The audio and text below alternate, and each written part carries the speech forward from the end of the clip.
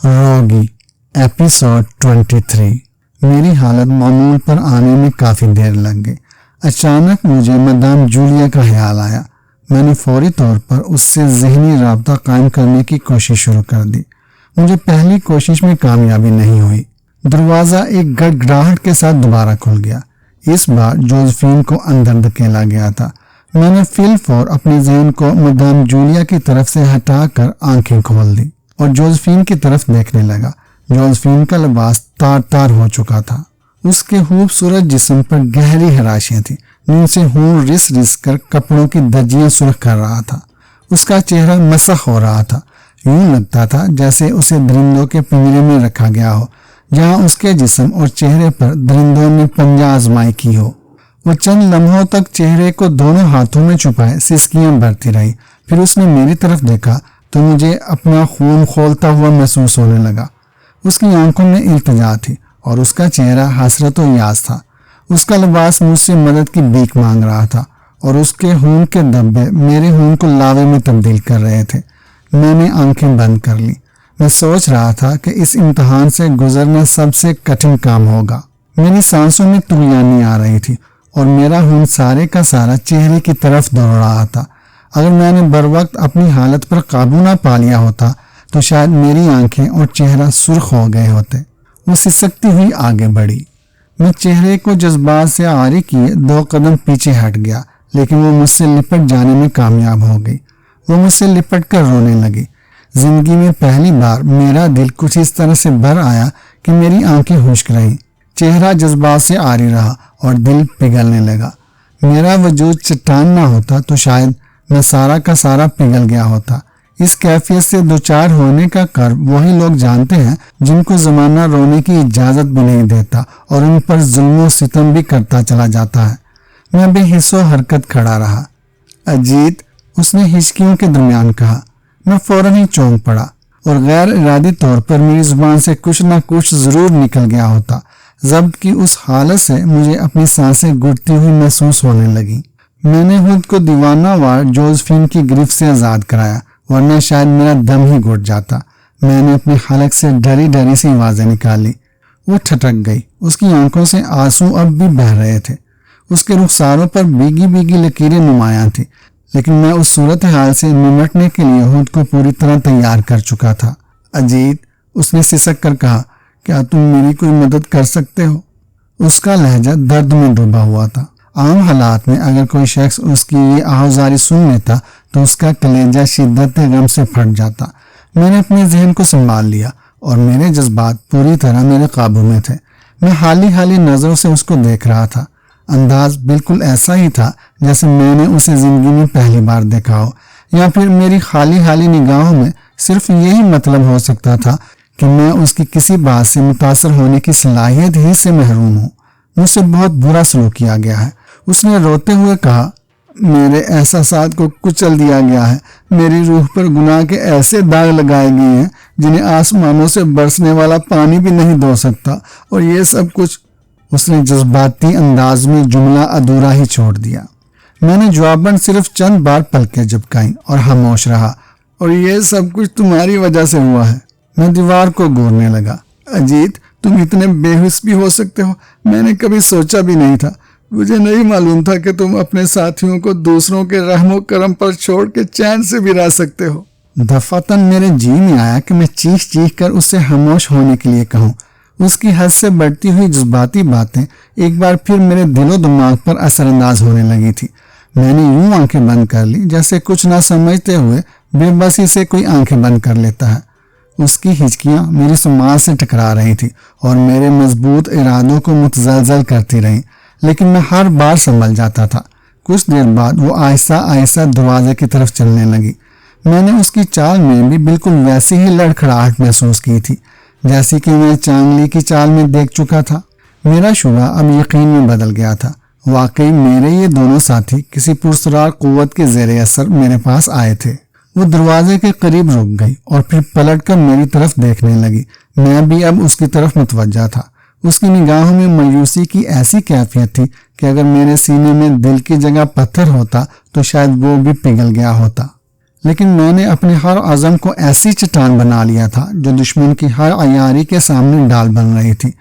میں دل ہی دل میں کلمہ شکر بھی بجا لاتا رہا کہ میری ذہنی حالت میرے قابو سے باہر نہیں ہوئی۔ اگر ایسا ہو گیا ہوتا تو شاید میں اس طرح بے بس گھوم رہا ہوتا جیسے کہ جوزفین اور چانگلی گھوم رہے تھے۔ وہ دروازے میں کھڑی چند لمحوں تک مجھے دیکھتی رہی، پھر پلٹی اور یوں دوڑتی ہوئی نگاہوں سے اوجھل ہو گئی جیسے مجھ سے زندگی کو کوئی خطرہ لاحق ہو گیا ہو۔ مجھے ایک بار پھر یہ سوچنا پڑا کہ آخر ان دونوں کو کیوں کسی جانور کی ذہنیت نہیں دی گئی۔ اسی لمحے مجھے مدام جولیا کا خیال آ گیا۔ میں نے آنکھیں بند کر لی۔ ذہنی رابطہ قائم کرنے میں اس بار زیادہ محنت نہیں کرنی پڑی۔ اجیت، مدام کی ذہنی حالت پرجوش تھی۔ کوئی خاص بات؟ ہاں، ابھی یہاں کی ایک لڑکی سے ملاقات ہوئی تھی۔ یہ لڑکی مجھے میری حقیقی حیثیت سے جانتی ہے۔ اوہ، کیا واقعی؟ ہاں، یہ درست ہے۔ پوری بات بتاؤ۔ میں نے ذہن میں خیال پیدا کیا۔ مدام جولیا کی آواز میرے ذہن میں ابھرنے لگی۔ یوں لگتا تھا جیسے وہ میرے ذہن میں بیٹھی مجھ سے ہم کلام ہو۔ اس لڑکی نے نہایت رازداری میں مجھ سے باتیں کی ہیں۔ یہ ہوشنگ کی داشتہ تھی، لیکن ہوشنگ آج کل کسی اور کے چکر میں پھنس گیا ہے اور اسے بالکل نظر انداز کر دیا ہے۔ غالباً یہ اسی وجہ سے چراغ پا ہے۔ مقصد کیا ہے؟ میں نے فی الحال اس کی حوصلہ افزائی نہیں کی۔ بہت اچھا کیا تم نے۔ وہ مجھے میرے بارے میں بتاتی رہی اور میں کچھ ایسے انداز اختیار کیے رہی جیسے میں اس کی باتیں سمجھنے سے قاصر ہوں۔ اس نے مجھے وہ تمام باتیں بتائی ہیں جنہیں میں ذہن کے تاریک ہونے کے بعد بھول گئی تھی۔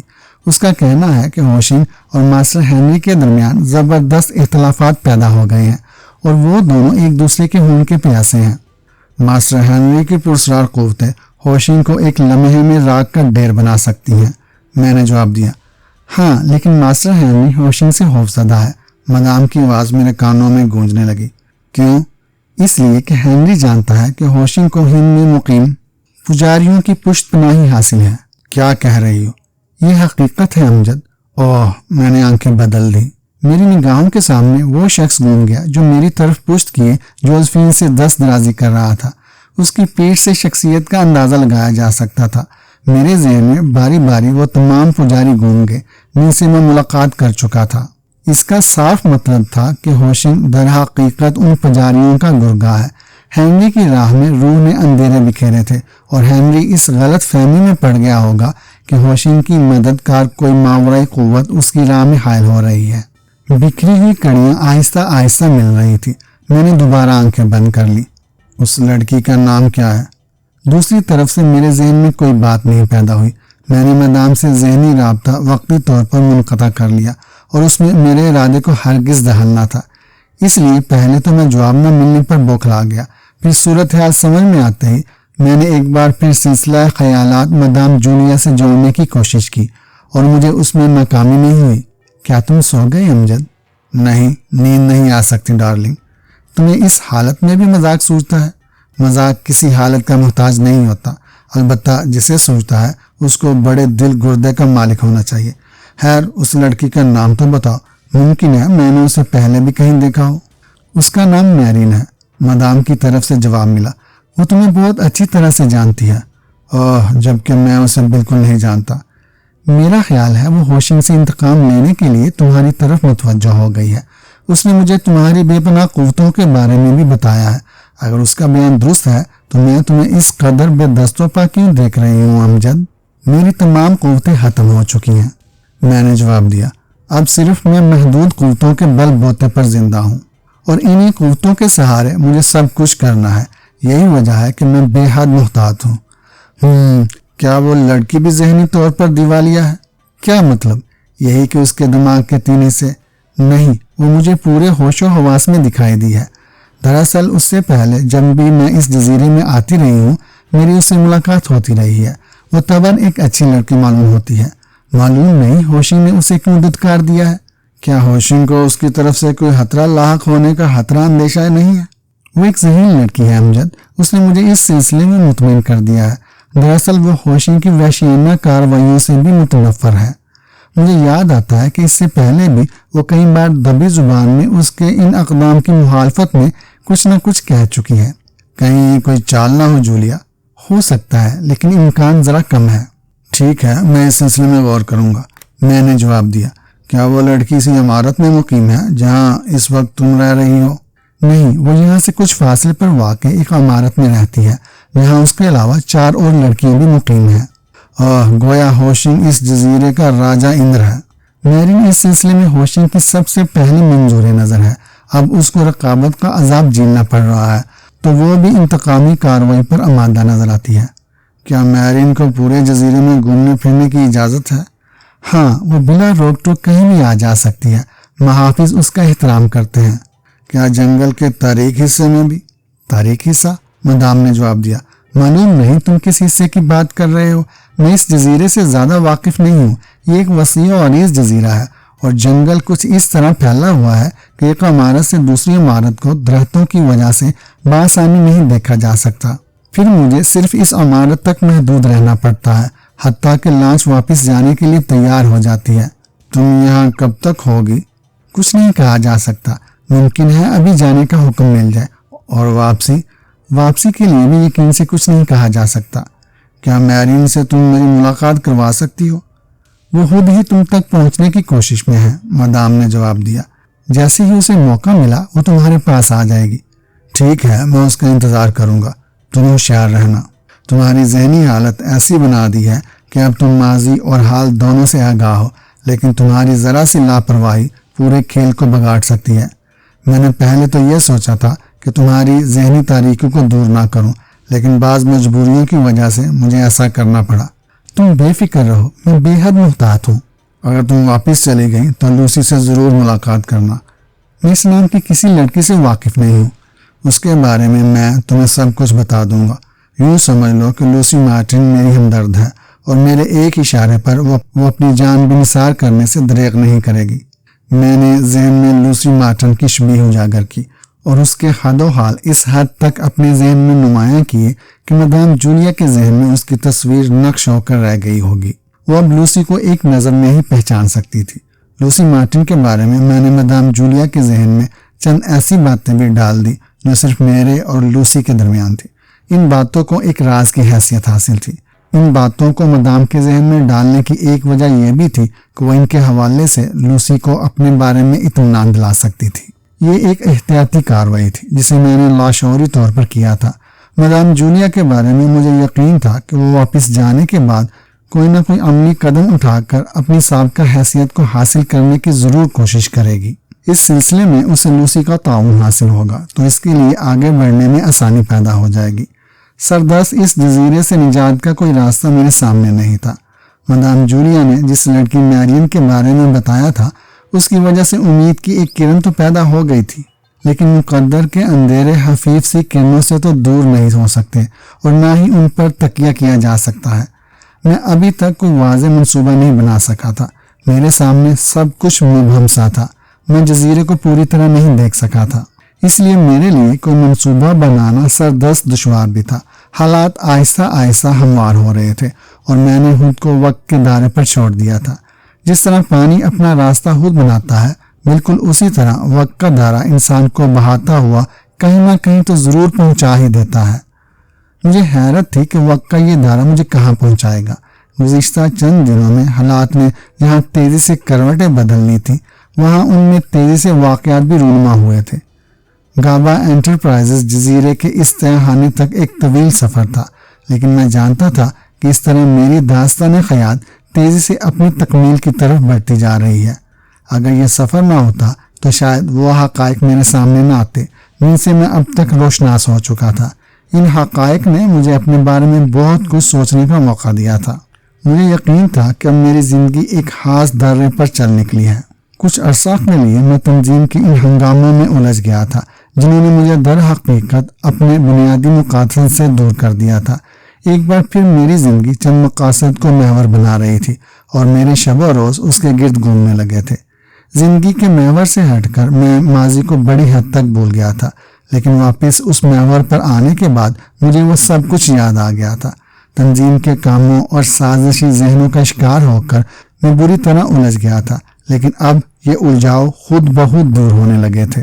بظاہر تو میری زندگی کی ڈور ایک بار پھر الجھ گئی تھی، لیکن میں یہ جاننا چاہتا تھا کہ یہی الجھاؤ میری زندگی میں خاص سلجھاؤ پیدا کر دے گا اور میں ایک ایسی زندگی اختیار کر لوں گا جس کی بنیاد وہی حقائق ہوں گے جن کا مقابلہ کرنے کے لیے میں نے بڑے بڑے پاپڑ بیلے تھے۔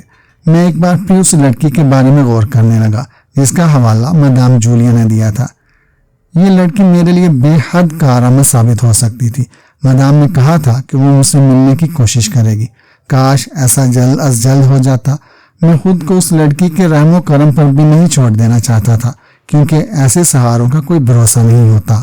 انتقام کے جذبے میں جلنے والی ایک عورت ہی تو تھی۔ حسد اسے اپنے چاہنے والے سے غداری پر اکسا رہا تھا اور وہ اس کے ایک دشمن سے مل کر کوئی سازش کرنا چاہتی تھی۔ خود اس عورت کے پیش نظر کیا مفاد ہو سکتا ہے؟ یہ بات بھی میرے ذہن میں بھی محفوظ تھی اور میں گہرے انہماک سے اس پہلو پر بھی غور کر رہا تھا۔ چونکہ اس کا ہر انتقام حسد اور انتقام کے تحت تھا، اس لیے میں اسے اپنے بارے میں مخلص نہیں سمجھ سکتا تھا۔ مفاد کی خاطر کیے گئے اقدام کے نتائج بعض اوقات الٹ ہی نکلتے ہیں۔ وہ ہمیں اپنے مفاد کے لیے استعمال کرنا چاہتی تھی۔ آخر اس کا مقصد کیا ہے؟ کیا محض انتقام؟ یہ ممکن تو تھا، لیکن ہوشنگ کی جو حیثیت میرے سامنے تھی اس کے پیش نظر کوئی کمزور سی عورت اس کے خلاف کوئی سازش کرنے کا تصور بھی نہیں کر سکتی تھی۔ لیکن بہرحال ان کا انحصار ان جذبات پر تھا جو اس عورت نے ہوشنگ سے وابستہ کر رکھے تھے۔ اس کے جذبے کتنے شدید تھے اس کا اندازہ مجھے ملاقات کے بعد ہی ہو سکتا تھا۔ میں جانتا تھا کہ جتنے یہ جذبے شدید ہوں گے اتنی ہی وہ لڑکی میرے لیے کارآمد ثابت ہوگی۔ میں اس کے مفاد کو پیش نظر رکھنے کے لیے تیار تھا، لیکن مفاد کے بارے میں پوری طرح آگاہ ہوئے بغیر میں کوئی فیصلہ بھی نہیں کرنا چاہتا تھا۔ بار بار میرے ذہن میں یہ خیال بھی پیدا ہو رہا تھا کہ کہیں یہ بھی ہوشنگ کے چلاک ذہن کا کوئی کارستانی نہ ہو۔ وہ مجھے ہر پہلو سے پرکھ رہا تھا اور اس کا یہ عدم اطمینان مجھے وہم میں مبتلا کر رہا تھا۔ میں جن حالات کا شکار تھا ان میں کسی پر اندھا دھند اعتماد نہیں کیا جا سکتا تھا۔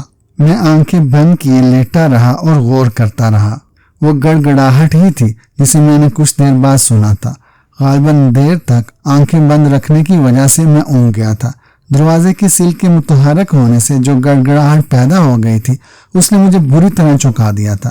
میں نے کسی کمزور اعصاب کے مالک کی طرح متوخش نگاہوں سے دروازے کی طرف دیکھا اور جلدی جلدی پلکیں جھپکانے لگا۔ وہ ایک لڑکی تھی، خوبصورت، جوان اور بے حد پرکشش۔ اس کے عقب میں وہی چوڑے والا سیاہ فام تھا جس نے لان سے جزیرے کی عمارت تک مجھے پہنچایا تھا۔ اس کے غیر معمولی لمبے بازو مؤدبانہ انداز میں اپنے سینے پر بل کھائے ہوئے تھے اور نہایت مضحکہ خیز لگ رہے تھے۔ لڑکی نے پلٹ کر سیاہ فام کی طرف دیکھا۔ اس کے ہونٹ متحرک ہو گئے، اگرچہ آواز نہیں نکلی تھی، لیکن وہ سیاہ فام لڑکی کے متحرک ہونٹوں سے ہی مفہوم سمجھ گیا تھا۔ اس نے اس بات میں سر ہلایا اور 2 قدم پیچھے ہٹ گیا۔ دروازہ ایک گڑ گڑاہٹ کے ساتھ دوبارہ بند ہو گیا۔ اب تنہا وہی لڑکی اس قید خانے میں میرے سامنے موجود تھی۔ وہ جہاں تھی وہیں کھڑی مجھے دیکھتی رہی۔ اس کی آنکھیں خوب بڑی بڑی اور پرکشش تھی۔ اس کے بال بے حد سیاہ اور لمبے تھے، اتنے لمبے کہ کھلے بالوں کا سرا اس کی کمر سے کہیں نیچے تک پہنچ رہا تھا۔ وہ سفید لباس میں تھی اور اس کے ہونٹوں میں بے پناہ چاشنی کا احساس دور ہی سے ہوتا تھا۔ ہمارے درمیان کئی قدم کا فاصلہ تھا۔ وہ آہستہ آہستہ میری طرف بڑھنے لگی۔ مجھے ایک تبدیلی کا خاص طور سے احساس ہوا تھا۔ اب قید خانے میں پہلے جیسی تیز روشنی نہیں تھی۔ یوں محسوس ہوتا تھا جیسے ڈوبتے ہوئے سورج کی نحیف کرنیں دیواروں سے گزر کر کمرے کی فضا میں سرایت کر رہی ہوں۔ اس طرح تاریکی کے بجائے مدھم اجالے کی سی کیفیت پیدا ہو گئی تھی۔ لڑکی مجھ سے صرف 3 قدم کے فاصلے پر رک گئی۔ اجیت، اس نے دھیمی آواز میں میرا نام لیا۔ میں خاموشی سے اس کی طرف دیکھتا رہا۔ میرا خیال ہے کہ تم مجھے نہیں جانتے، اس نے دوبارہ کہا۔ میں تمہیں بہت اچھی طرح جانتی ہوں، بلکہ میں نے تمہیں پہلی بار اس وقت دیکھا تھا جب تم اس تنظیم میں نئے نئے آئے تھے اور تمہیں فنون حرب کی تربیت دی جا رہی تھی۔ میں پلکیں جھپکاتا رہا۔ اس وقت تم اپنے ہوش و حواس میں نہیں ہو، اس نے آواز کو قدرے دردناک بناتے ہوئے کہا، لیکن میں جانتی ہوں کہ تم در حقیقت کتنی عظیم قوتوں کے مالک ہو۔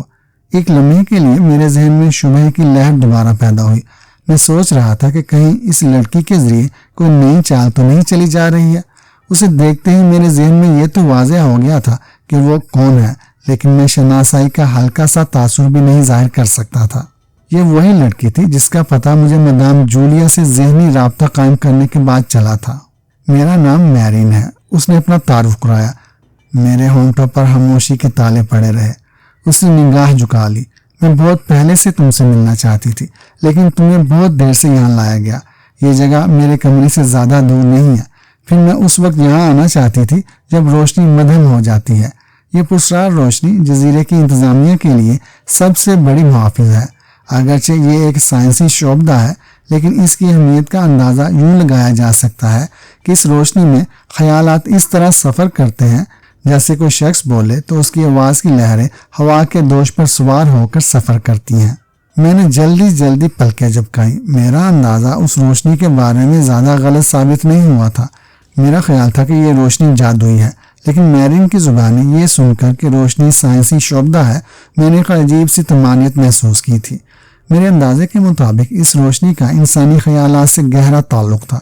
یہ اندازہ بالکل ٹھیک ہی نکلا تھا۔ مجھے خوشی تھی کہ میں نے اپنے ذہن کو زیادہ تر ایسے خیالات سے بچائے رکھا تھا جن سے میرا راز فاش ہو سکتا تھا۔ اس اطلاع کے بعد کسی حد تک میں میرین کے بارے میں مطمئن ہو گیا تھا، لیکن میں جلد بازی سے کوئی کام نہیں لینا چاہتا تھا۔ میں نے دروازے کی طرف دیکھا۔ پہلی بار میری آنکھوں میں ایک تاثر پیدا ہوا تھا۔ وہ چند لمحوں تک مجھے دیکھتی رہی۔ اس تاثر نے غالباً اسے بھی پریشان کر دیا تھا۔ اس کا حیران و پریشان ہونا اپنی جگہ بجا تھا۔ اس قید خانے میں کسی شخص کے چہرے پر عام آدمیوں کا کوئی تاثر ہونا ممکن نہیں تھا۔ مجھے الجھی نگاہوں سے دیکھنے کے باوجود میرین میرا مقصد سمجھ گئی تھی۔ اس نے بھی جواباً دروازے کی طرف دیکھا تھا اور پھر اس کے ہونٹوں پر عجیب سی مسکراہٹ رقص کرنے لگی۔ یہ سیاہ فام مجھ سے بہت متاثر ہے، اسے مجھ سے ہمدردی بھی ہے۔ یہ جزیرے کے محافظوں میں سے ایک ہے اور اسے میں نے تمہارے بارے میں خاص ہدایت دے رکھی ہے۔ یہ ہمارا رازداں ہے اور اس سے ہمیں بے حد مدد ملے گی۔ تمہیں اس کے سلسلے میں فکر مند نہیں ہونا چاہیے۔ اب وہ گہری نگاہ سے مجھے دیکھ رہی تھی۔ میں نے ملاقات کے ابتدائی مرحلے ہی میں اندازہ لگا لیا تھا کہ وہ ایک ذہین لڑکی ہے۔ میرے تاثر سے وہ جس نتیجے پہ پہنچی تھی اس سے وہ اندازہ درست ہی ثابت ہوا جو میں نے میرین کے بارے میں لگایا تھا۔ میں نے اس سے نگاہیں چرانے کی کوشش نہیں کی، بلکہ میں براہ راست اس کی آنکھوں میں دیکھنے لگا۔ میں اپنی شخصیت سے اس کو متاثر کر دینا چاہتا تھا، حالانکہ وہ پہلے سے ہی مجھ سے خاصی متاثر نظر آ رہی تھی۔ میں نے جلد ہی محسوس کیا کہ وہ میری نگاہوں کی تاب نہیں لا سکتی۔ اس نے نگاہ جھکا لی اور کچھ دیر فرش کو گھورتی رہی۔ اگر میرا خیال غلط نہیں تو کیا تم… ہاں، میں نے جزیرے پر آنے کے بعد پہلی بار لب کشائی کی۔ تمہارا اندازہ درست ہے، مجھ پر اتنی آسانی سے قابو نہیں پایا جا سکتا جتنا کہ ہوشنگ یا اس کے ساتھی سمجھتے ہیں۔ میرا بھی یہی خیال تھا۔ تم واقعی حیرت انگیز ہو۔ تمہارے بارے میں جو کچھ سنا تھا تم اس سے کہیں زیادہ ہو۔ وہ خاموش ہو کر مجھے دیکھنے لگی تو اس کی آنکھوں میں میرے لیے احترام کے جذبات تھے۔ میں نے دھیمی آواز میں خود اس کے بارے میں گفتگو شروع کر دی۔ میرے منہ سے نکلا ہوا ایک ایک لفظ اس کے لیے حیرت کا باعث بن رہا تھا اور وہ یوں آنکھیں پھاڑ کر مجھے دیکھنے لگی تھی جیسے اس پر حیرتوں کے پہاڑ ٹوٹ پڑے ہوں۔ میں نے مدام جولیا سے ذہنی رابطے کے ذریعے اس کے بارے میں جو معلومات حاصل کی تھی ان کی روشنی میں خود اسی کے بارے میں جو باتیں شروع کی تھی، اور میرا انداز ایسا تھا جیسے میں غیب کے حالات بتا رہا ہوں۔ مدام جولیا سے باتیں کرتے وقت اس نے اپنے طور پر اپنے دل کا غبار نکالا تھا۔ مدام نے اس کی ہاں میں ہاں تو یقیناً ملائی تھی، لیکن اس نے اپنے طور پر کسی قسم کا اظہار نہیں کیا تھا۔ اس لیے میرین اس بات سے بے خبر تھی کہ ہمارے درمیان اس کے بارے میں تبادلہ خیال ہو چکا تھا۔ ایسی حالت میں وہ کچھ بھی میری زبان سے سن کر حیران ہو رہی تھی۔ اس کے لیے حیرت کا باعث ہونا ہی چاہیے تھا۔ وہ حیرت زدہ نہیں، بہت متاثر بھی معلوم ہو رہی تھی۔ میرا مقصد بھی یہی تھا کہ وہ مجھے ہوشنگ کے مقابلے میں کمزور خیال نہ کرے۔ ایک ایسے شخص کی معاونت میں کسی کو کوئی ہچکچاہٹ نہیں ہوتی جس کے بارے میں یہ اطمینان ہو کہ وہ ایک مضبوط شخص ہے اور اپنے طور پر بھی بہت کچھ کرنے پر قادر ہے۔ میں شاید یہ بھی نہ سمجھ سکوں کہ تمہیں میرے ان جذبات کا کیسے علم ہوا ہے، جن سے شاید دو ایک افراد کے علاوہ کسی کو علم نہیں، اور جن کو علم بھی ہے وہ تمہاری ذات سے کوئی تعلق نہیں رکھتے۔ ان باتوں پر زیادہ غور نہ کرو، میں نے آواز کو بدستور دھیمی رکھتے ہوئے کہا۔ مجھے صرف یہ بتاؤ کہ تم کیا واقعی ہوشنگ سے متنفر ہو گئی ہو اور اسے انتقام لینا چاہتی ہو؟ ہاں، میں اسے سسکا کر مارنا چاہتی ہوں۔ کیا تم تنہا اس کی منظور نظر بن کر نہیں رہنا چاہتی؟ میں نے ٹھوس لہجے میں کہا۔ اگر ایسا ہے تو تمہیں اپنے محبوب کے بجائے ان عورتوں سے انتقام لینا چاہیے جنہوں نے تمہاری حیثیت ہوشنگ کی نگاہوں میں ختم کر دی ہے۔ نہیں، وہ مجبور اور بے بس ہیں۔ میں جانتی ہوں کہ ان میں سے ایک بھی ہوشنگ کو پسند نہیں کرتی۔ ان کا حال کسی ایسی بھیڑ بکریوں جیسا ہے جو خود کو کسی خونخوار بھیڑیے کی گرفت میں بے بس خیال کر کے اس کے اشارے پر زندہ ہوں۔ میرین کا رویہ یکلخت سخت ہو گیا۔ اگر ان کی زندگی ہوشی کے رحم و کرم پر نہ ہوتی تو شاید وہ اس کی طرف دیکھنا بھی پسند نہ کرتی۔ یہ میں ہی تھی، اس کی آواز بھرا گئی، یہ میں ہی تھی جو اس کی باتوں سے متاثر ہو کر اپنا سب کچھ اس پر نچھاور کر بیٹھی۔ کاش میں اس وقت ایک لمحے کے لیے ہی سوچ لیتی۔ اس میں تمہارا بھی کوئی قصور نہیں ہے، میں نے اسے اطمینان دلایا۔ جس عمر میں تم اس کے دائرے میں آئی تھی وہ عمر ہی ایسی ہوتی ہے کہ لڑکیاں کوئی بھی اقدام کرتے وقت دماغ استعمال نہیں کرتی۔ اس وقت وہ اپنے دل کے فیصلے پر چلتی ہیں اور دل انہیں تباہی کے گڑھے میں پھینک چکا ہوتا ہے۔ شاید ایسا ہی تھا۔ اس وقت ہوشی کی حیثیت اتنی زیادہ نہیں تھی جتنی کہ بعد کے چند سالوں میں ہو گئی تھی۔ وہ تنظیم کے ایک کام سے ہند گیا ہوا تھا اور واپسی میں اس کے انداز میں ہلکی سی رعونت پیدا ہو گئی تھی۔ معلوم نہیں وہاں سے اسے کون سی طاقت حاصل ہو گئی تھی۔ میں نے چونک کر کہا۔ ہاں، اس نے سنجیدگی سے جواب دیا۔ اس پرسرار جزیرے میں جو کچھ بھی ہو رہا ہے اس میں ہند کے پجاریوں کا گہرا ہاتھ ہے۔ میرا خیال ہے کہ اب سے کچھ دیر بعد وہاں سے کوئی اس جزیرے میں پہنچنے والا ہے۔ لکشمن داس، میں نے خود کلامی کے انداز میں کہا۔ میرین چونک پڑی اور میں بھی بری طرح اچھل پڑا۔ پتھر کا دروازہ ایک گڑگڑاہٹ سے کھل گیا اور سیافام غلام بری طرح گھبراہٹ میں مبتلا عجیب اشارے کر رہا تھا۔ دفعتاً قید خانے میں مدھم روشنی میں چکا چوند سی پیدا ہو گئی اور میں نے آنکھیں بند کر لی۔ میرین دیوانہ وار دوڑتی ہوئی دروازے سے نکل گئی تھی اور میں نے آنکھیں بند کیے ان کے قدموں کی چاپ سن رہا تھا جو رفتہ رفتہ معدوم ہوتی جا رہی تھی۔ میرا دل انجانے خطرات کے خوف سے دھڑک رہا تھا اور کوشش کے باوجود میں دھڑکن کی تیزی پر قابو نہیں پا سکتا تھا۔ میرین کی گھبراہٹ نے بھی مجھے بری طرح بوکھلاہٹ میں مبتلا کر دیا تھا۔ میری دھڑکن ہر گزرتے ہوئے لمحے کے ساتھ تیز ہوتی جا رہی تھی۔ میں نے کچھ دیر بعد آنکھیں کھولیں تو بڑی حد تک خود پر قابو پا چکا تھا۔ دروازہ بند ہو چکا تھا، میرین جا چکی تھی اور میں پوری قوت صرف کر کے اپنے ذہن کو ہر قسم کے خیالات سے عاری کرنے کی کوشش کر رہا تھا۔ قید خانے میں ایک بار پھر ویسی ہی روشنی پھیل رہی تھی جس کے بارے میں میرین نے بتایا تھا کہ خیالات اس میں بالکل اس طرح سفر کرتے ہیں جیسے کہ آواز ہوا کے ذریعے ایک جگہ سے دوسری جگہ پہنچ جاتی ہے۔ ابھی میرین کو رخصت ہوئے چند منٹ ہی گزرے تھے کہ ایک بار پھر میرے قفس کا ماحول دروازے کی سیل سرکنے سے کانپ اٹھا۔ میں اس وقت ایک طرف لیٹا چھت کو گور رہا تھا۔ میں جانتا تھا کہ اس بار اندر آنے والا میرا کوئی دوست تو ہرگز نہیں ہو سکتا۔ گڑگڑاہٹ سے میں چونک کر یوں اچھل پڑا جیسے پتھر کا دروازہ پھسلنے سے پیدا ہونے والی آواز میرے اعصاب کے لیے ناقابل برداشت ہو۔ میں نے اپنے چہرے پر زلزلے کی سی کیفیت طاری کر لی تھی اور میں جانتا تھا کہ میری آنکھوں سے گہرا خوف جھلک رہا ہے۔ میرا اندازہ غلط ثابت ہوا۔ میرے سامنے اس وقت ایک نہیں دو دشمن تھے۔ ان میں سے ایک کے بارے میں تو میں کبھی سوچ بھی نہیں سکتا تھا۔ میں نے خوف کے تاثر کو آنکھوں میں مزید بڑھا لیا۔ میرا قید خانہ ایک بھیانک قہقہے سے گونج اٹھا۔ میں دوڑ کر قید خانے کے ایک کونے میں جا کھڑا ہوا۔ اس قہقہے کی بازگشت مجھے اپنی روح تک اترتی اور گونجتی ہوئی محسوس ہو رہی تھی۔ روح تو روح میں اس قہقہے کی بازگشت اپنے ماضی کے اندھیرے میں بھی سن رہا تھا۔ دروازے سے 2 قدم اندر آ کر وہ دونوں رک گئے تھے۔ ایک ہوشنگ تھا اور دوسرا لکشمن داس، وہی لکشمن داس جس نے رشی پور میں میری پرسرار قوتوں کو للکارا تھا اور میرے ہاتھوں سے بچ نکلا تھا۔ میں زندگی میں اس سے 2 ہاتھ کرنے کی شدید خواہش رکھتا تھا، لیکن قسمت اسے میرے سامنے لائی بھی تو اس وقت جب میں نہ رہا تھا۔ میری حیثیت اس کے سامنے ایک حقیر کیڑے جیسی تھی جسے وہ جب چاہتا اپنے پاؤں سے مسل سکتا تھا۔ سریتا کی آواز اس وقت بھی میرے کانوں میں گونج رہی تھی۔ اس نے مجھے بتایا تھا کہ منوہر داس لکشمن کا بہت خیال رکھتا ہے۔ اس خیال رکھنے کے پس پردہ کیا تھا اس کا پوری طرح علم مجھے آج بھی نہیں ہوا تھا، لیکن اب میں کچھ سمجھنے لگا تھا۔ منوہر داس رابرٹ جم کے تابوت میں دلچسپی رکھتا تھا، لیکن میں نے رابرٹ کے تابوت کو چھیڑ کر نادانستگی میں اس کی برسوں کی ریاضت کو برباد کر دیا تھا۔ اگر منورما اس وقت میری سفارش نہ کرتی تو شاید مہان پجاری منوہر داس مجھے کبھی معاف نہ کرتا۔ لکشمن داس نے مجھے ایسی حقارت بری نگاہوں سے دیکھا تھا کہ میں اسے برداشت نہ کر سکا تھا۔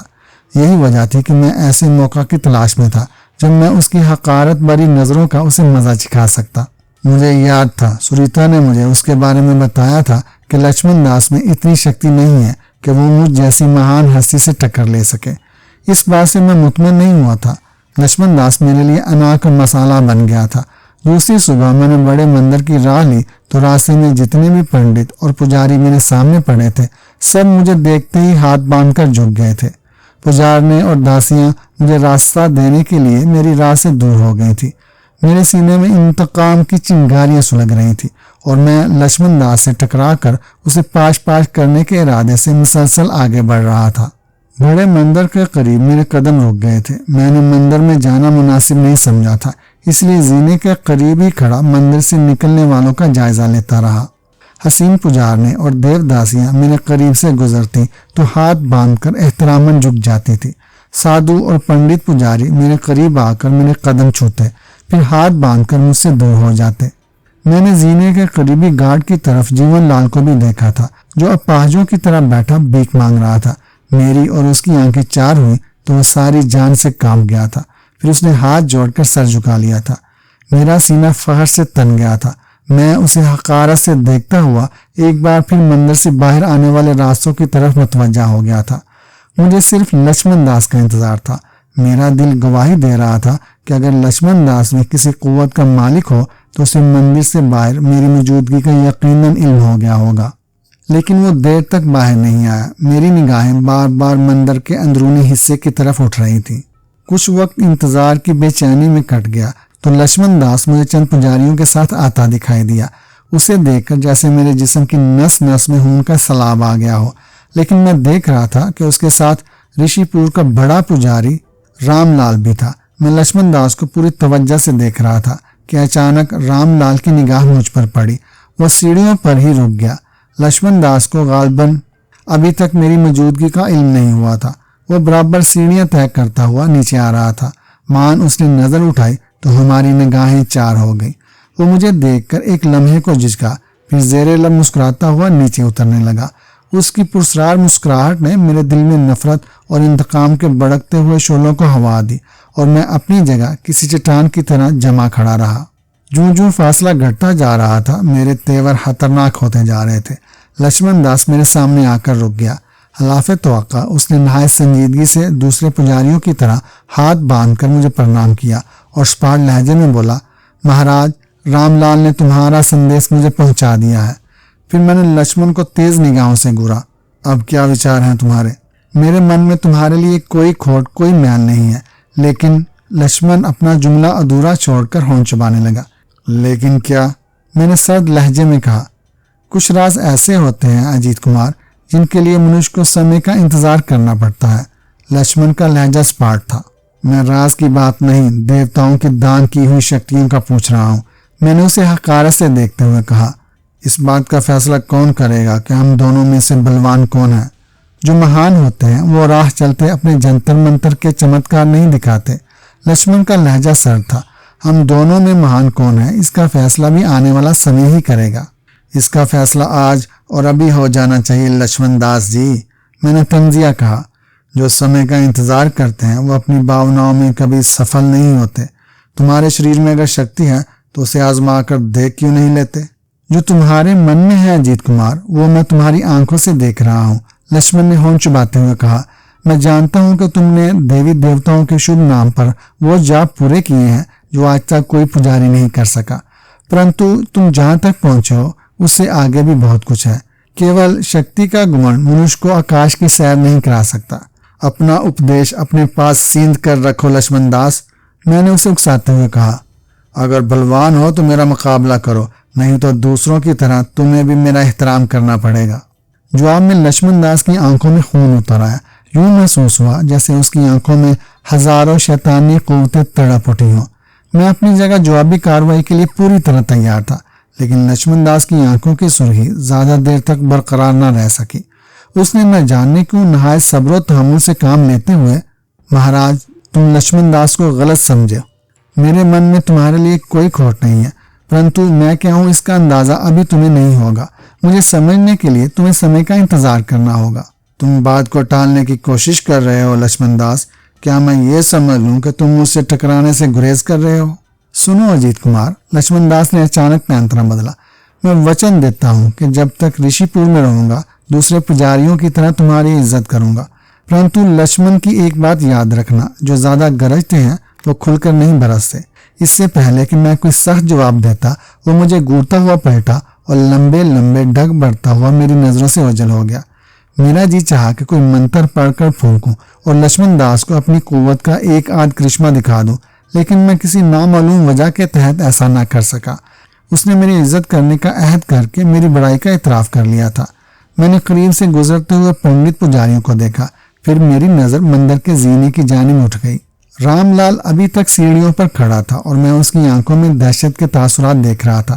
یہ سب کچھ مجھے یاد تھا، لیکن میں اس وقت ذہن میں ماضی کا کوئی خیال نہیں لانا چاہتا تھا۔ اس طرح یہ معلوم ہو سکتا تھا کہ میں نے اسے پہچان لیا ہے، اور اسے پہچان لینے کا مطلب تھا کہ میری ذہنی حالت اس حد تک ابتر نہیں ہوئی جیسی کہ میں ظاہر کر رہا تھا۔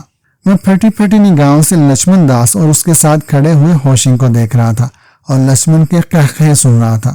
اس کے قہقہوں سے قیدخانے کی دیواریں تک کانپ رہی تھیں۔ ان دونوں کے پیچھے وہی سیاہ فام کھڑا تھا جسے میں کچھ دیر قبل میرین کے ساتھ دیکھ چکا تھا۔ سیاہ فام کا چہرہ سپاٹ تھا اور اس کی آنکھوں میں میرے لیے شناسائی کی ہلکی سی جھلک بھی نہیں تھی۔ وہ کسی چٹان کی طرح اپنے غیر معمولی لمبے بازوؤں کو سینے پر لپٹائے کھڑا یوں سامنے گھور رہا تھا جیسے اس کی آنکھیں بے نور ہوں۔ اس کے قریب ہی ایک اور شخص کھڑا تھا۔ میں نے اس شخص کو پہلے کبھی نہیں دیکھا تھا۔ وہ گہری دلچسپی سے مجھے گھور رہا تھا۔ بیک وقت اتنی نگاہوں کے سامنے مجھے اداکاری کے جوہر دکھانے پڑ رہے تھے۔ یہ میرے لیے ایک شرمناک صورتحال تھی، لیکن میں جانتا تھا کہ میری حیثیت اس پرندے جیسی ہے جس کے پر نوش ڈالے گئے ہوں۔ اجیت کمار، لکشمن نے قہقہا ضبط کرتے ہوئے مجھے مخاطب کیا۔ کس حال میں ہو بلوان؟ میں پلکیں چپکا چپکا کر اس کی طرف دیکھتا رہا۔ میرے جسم کے ہر مسام سے ٹھنڈا ٹھنڈا پسینہ بہہ نکلا تھا اور مجھے پورے جسم پر خوف کی ننھی ننھی چپکلیاں سی رینگتی محسوس ہو رہی تھی۔ وہ گہری نگاہوں سے مجھے دیکھتا رہا۔ مجھے اس کی آنکھیں اپنی آنکھوں کے راستے دل میں چبھتی محسوس ہو رہی تھی۔ کچھ دیر تک وہ مجھے گھورتا رہا، پھر ہوشنگ کی طرف متوجہ ہوا۔ کاش یہ شخص اپنی تمام تر قوتوں کے ساتھ میرے سامنے ہوتا۔ اس نے بے چین لہجے میں کہا۔ میں اسے اس توہین کا مزہ چکھا تھا جو اس نے مندر کے سامنے کی تھی۔ اس وقت یہ ایک حقیر کیڑا ہے، ہوشنگ بڑبڑایا۔ ہاں، شاید اس لیے میں اسے کچھ کہنے سے قاصر ہوں۔ کسی بے بس پر ہاتھ اٹھانا میری عظمت کی توہین ہے۔ میں نے اسے یہ وعدہ کیا تھا کہ اپنے دیش میں اس کی عزت کروں گا، لیکن اس سرزمین کے علاوہ یہ محفوظ نہیں رہ سکتا۔ کیا تم اس کی طرف سے مطمئن ہو؟ ہوشنگ نے پوچھا۔ لکشمن نے لاپرواہی سے کہا اور حقارت سے میری طرف دیکھنے لگا۔ میں اسے اچھی طرح جانتا ہوں۔ اگر اس میں ذرا سی بھی توانائی ہوتی تو یہ کبھی کا تمہارے لیے خطرناک ثابت ہو گیا ہوتا۔ یہ بالکل بے بس ہے۔ اس کے بارے میں تمہارا کیا فیصلہ ہے؟ میں اسے کتا بنا کر اپنے ساتھ رکھنا چاہتا ہوں، لکشمن نے نفرت میں بجھے ہوئے لہجے میں کہا۔ میں چاہتا ہوں کہ یہ میرے تلوے چاٹ چاٹ کر زندہ رہے۔ سن رہے ہو؟ ہوشنگ نے تیسرے شخص سے کہا جو سیاہ فام کے قریب کھڑا میری طرف دیکھ رہا تھا۔ اس شخص نے آہستہ سے اپنے سر کو اسبات میں ہلا دیا۔ میں یہ قیمتی کتا اپنے ساتھ لے جاؤں گا، لکشمن نے قہقہا لگا کر کہا۔ اس کی عظمت کے گن گانے والے جب اسے میرے ساتھ اس حالت میں دیکھیں گے تو انہیں احساس ہو جائے گا کہ در حقیقت میں کتنی قوتوں کا مالک ہوں۔ اوہ، تو اس کے قدردان وہاں بھی موجود ہیں، ہوشنگ نے حیرت سے کہا۔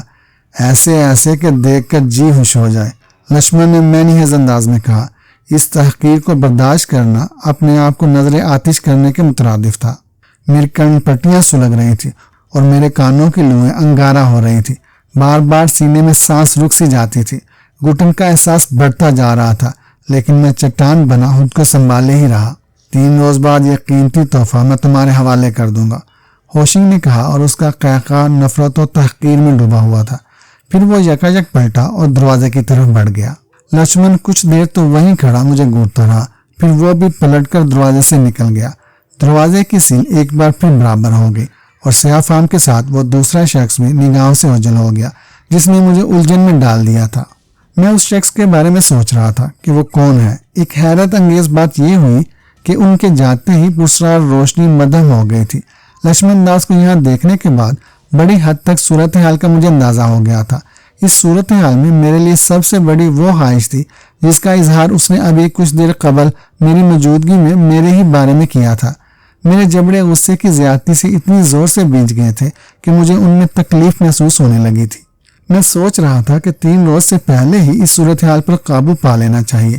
اس قلیل مہلت میں اس قدر عجیب حالات سے نمٹنا بے حد مشکل تھا، لیکن لکشمن داس کی خواہش میرے لیے ایک کھلے چیلنج کی حیثیت رکھتی تھی۔ ایک دم ہلاتے ہوئے کتے میں تبدیل ہونے سے کہیں بہتر تھا کہ میں خودکشی کر لیتا۔